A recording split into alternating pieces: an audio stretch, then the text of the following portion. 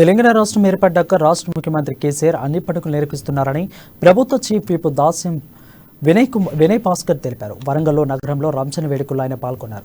రంజాన్ పండుగలను ప్రశాంతంగా జరుపుకునేందుకు అన్ని చర్యలు తీసుకున్నట్లు చెప్పారు.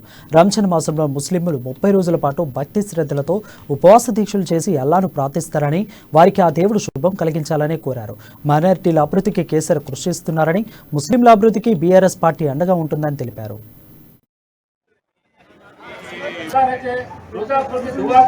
కాజ్పేట్, హన్మకొండ, వరంగల్ కనుక చూసినట్టయితే ఈ ట్రై సిటీస్ లో వినాయక చవితి సందర్భంగా మైనార్టీ సోదరులు, ముస్లిం సోదరులందరూ కూడా ఆ ప్రొసెషన్ లో చల్లా ఇవ్వటం, నీళ్లు ఇవ్వటం కూడా అనవైతే. ఈ రోజు మరి ఒక చర్చిలో మరి ముస్లిం పేదలందరూ కూడా బ్రహ్మాండంగా కాజ్పేట్ లో చోటు, సోని మేమందరం కూడా ఇప్పుడు అక్కడ పంచి రావడం జరిగింది.